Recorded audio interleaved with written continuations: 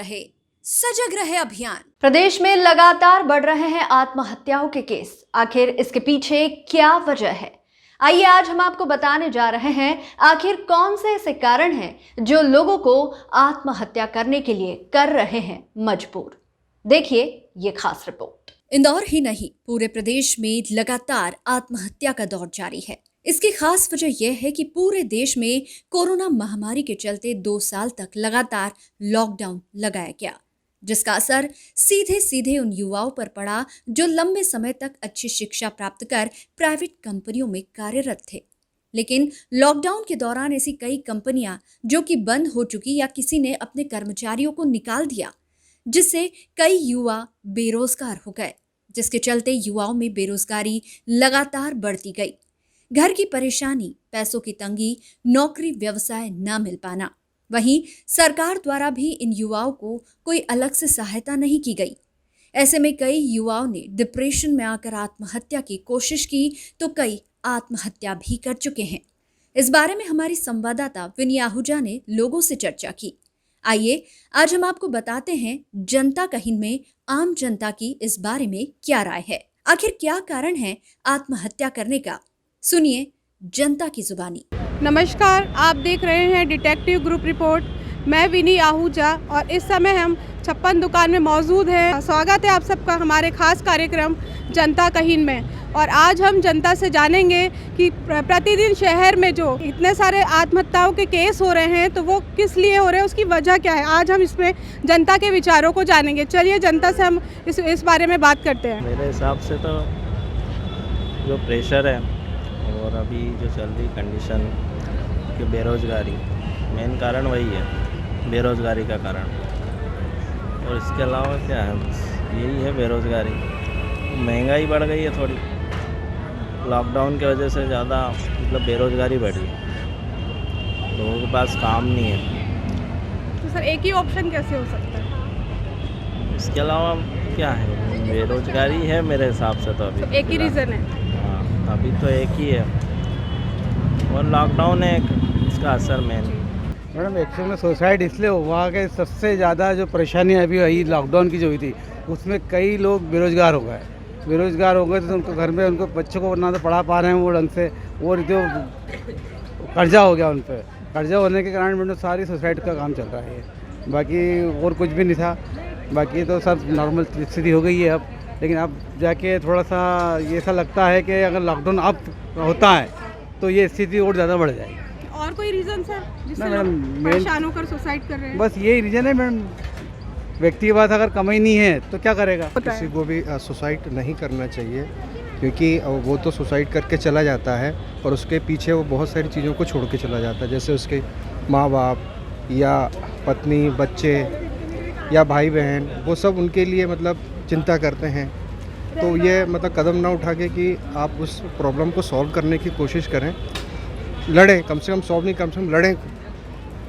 एक समय अपने आप आता है जिससे कोई भी प्रॉब्लम होती है अपने आप सॉल्व हो जाता है। तो सर क्या क्या वजह ऐसी है जो जिस वजह से ये मतलब लोग सुसाइड कर रहे हैं? आज की मतलब जो यंग जनरेशन है, एक तो लव अफेयर है, इसके कारण में धोखा खा के सुसाइड कर लेते हैं। और दूसरे जो अभी जो अपना कोरोना पीरियड निकला है उसमें काफ़ी लोगों को नुकसान हुआ है फाइनेंशियली।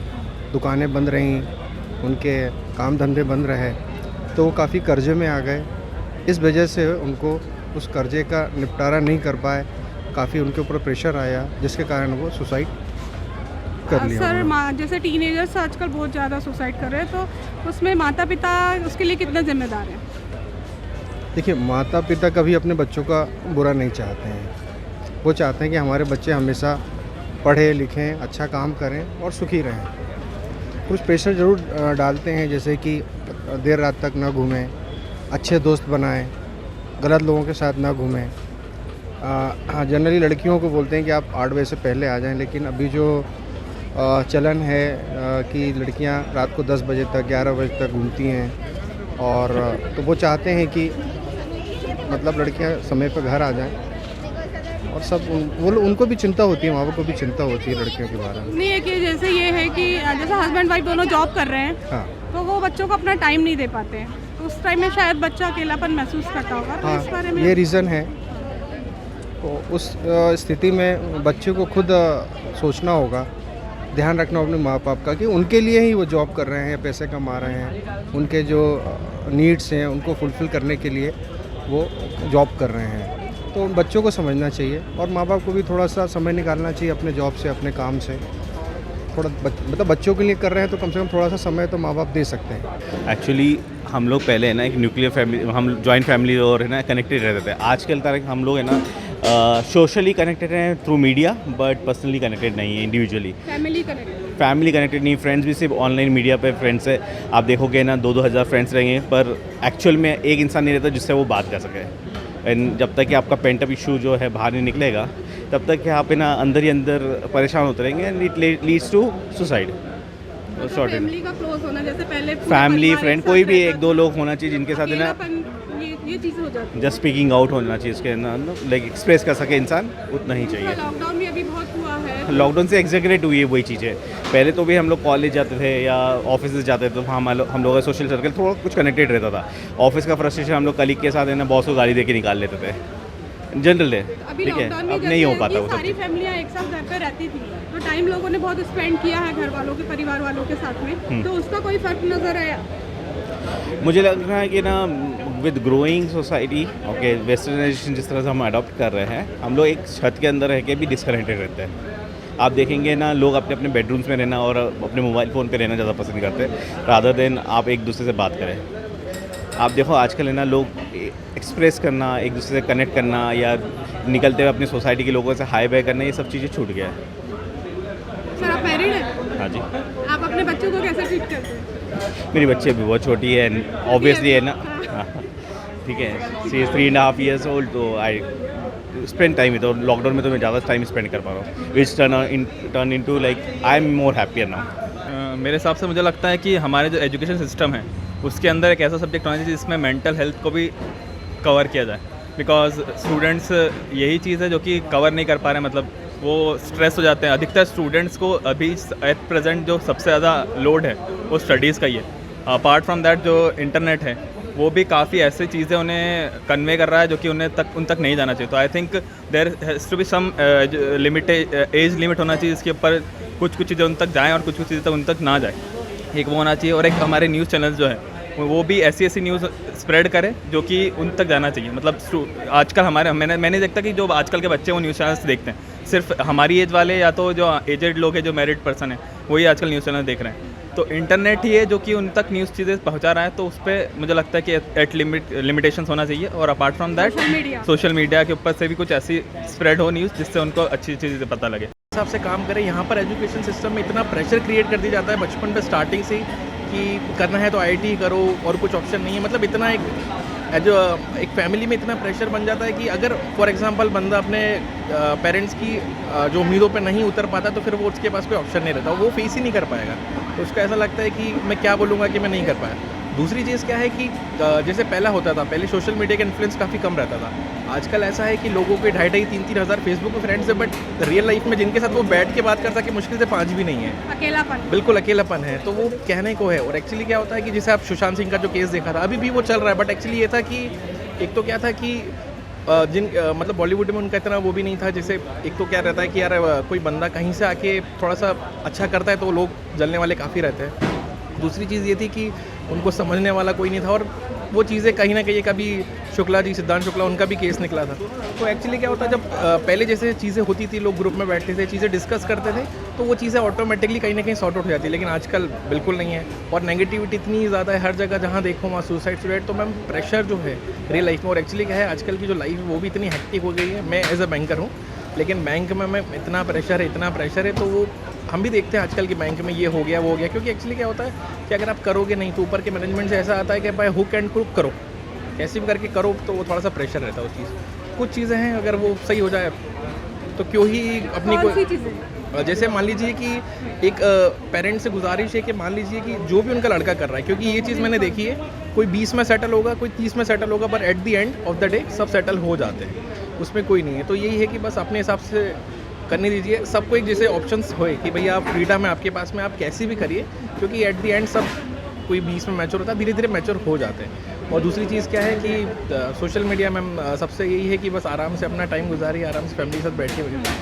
थोड़ा सा क्या इंसान मतलब पीक मोमेंट पे करते देता है चीज़ें, लेकिन वो बाद में रियलाइज़ होता है कि यार उसके पेरेंट्स बेचारे क्या गुजरती है उन चीज़ें, धीरे धीरे हो जाएंगे। मैम सुसाइड आज की तारीख में, आज की जनरेशन में कुछ ज़्यादा हो चुका है, क्योंकि लोगों में अवेयरनेस नहीं है कि यार आदमी, इकनॉमी एक तो इतनी नीचे गिर रही है, सरकार कुछ नहीं कर रही है, तो बेसिकली आदमी करे क्या, तो उसको कुछ समझ नहीं आता है क्या करना है। आज मैं बता रहा हूँ, मैं आज 31 साल का हो गया, तैयारी कर रहा हूँ, जब से तैयारी कर रहा हूँ अपनी एग्ज़ाम्स की, और अभी तक मुझे मेरा जो डिज़ायर, मेरी एजुकेशन के हिसाब से मुझे कुछ जॉब नहीं मिली है। एग्जाम्स भी नहीं आ रही है। एग्ज़ाम्स भी नहीं आ रही है, वो तो करने में फिर आदमी को ऐसा दिमाग में यार धीरे धीरे प्रेशर बढ़ते जाता है, मेंटल प्रेशर, डिप्रेशन, सब चीज़ें होती है। फिर आदमी को एक लास्ट में ये पॉइंट आता है कि यार क्या करें यार, लाइफ में लाइफ ख़त्म करना ही सबसे बेस्ट ऑप्शन लगता है उस बंदे को। अब मेरा एक एग्जांपल देता हूँ, एक मेरा फ्रेंड है MIT में, पंकज राजौरिया करके, तो उसने 2011 में शायद इंजीनियरिंग ज्वाइन करी थी। 2012 में एक लड़की के कारण उसने उस समय सुसाइड कर लिया था, और उसने 2-3 जनों का नाम लिख के भी चले गया था। तो वो सुसाइड करने में मुझे बहुत गलत लगा था उस समय, क्योंकि उसने जो भी उसका पॉइंट ऑफ व्यू रहा हो, पर उसने गलत करा था जो भी चीज़ करी थी उस समय।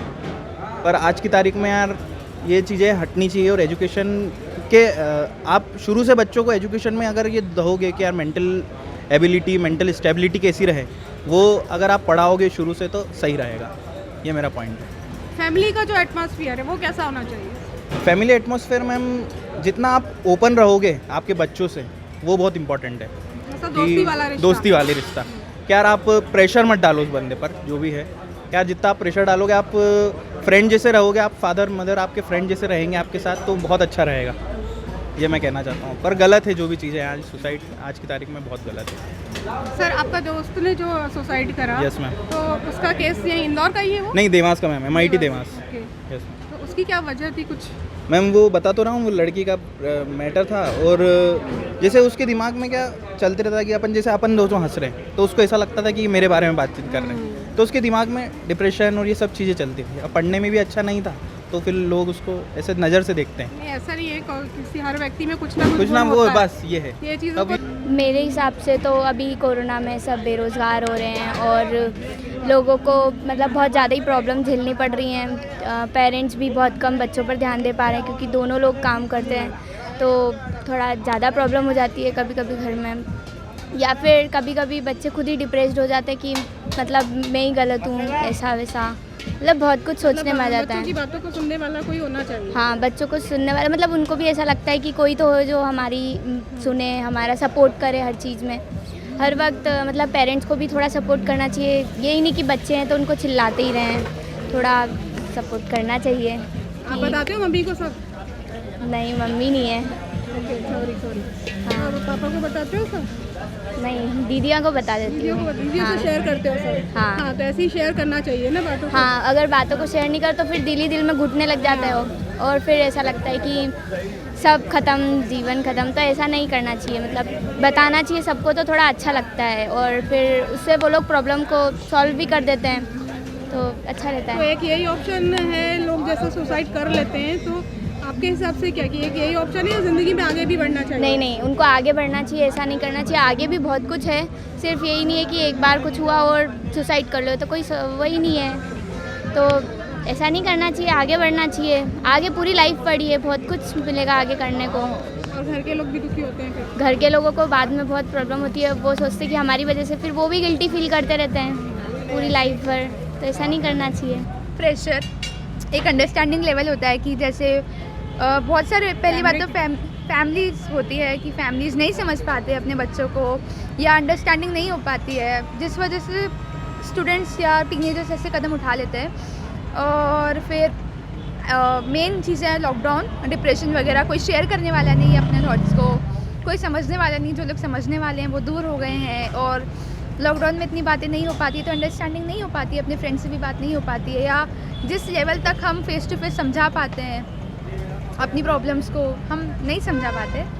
तो माता पिता से भी बच्चे शेयर नहीं कर पाते हैं आजकल, तो घर का हेजिटेशन होता है, पर्सनल लेवल की बात करें तो हेजिटेशन होता है ऑफकोर्स कि फ्रेंड जिस तरीके से समझता है पेरेंट्स में भी थोड़ा सा नहीं समझ पाते हैं, और जो समझते हैं वो लकी होते हैं। और कुछ और तो बाकी सुसाइड नहीं करना चाहिए, इतने गट्स रखने चाहिए कि अपनी प्रॉब्लम बता सको, और अगर नहीं बता सकते हो तो इतने ऐसे कदम नहीं उठाने चाहिए। हाँ, कुछ सोचना चाहिए। कुछ सोचना। एक्चुअल में लोगों को ऐसे सुसाइड तो नहीं करना चाहिए, पर लोगों के कई सारे रीजंस होते हैं।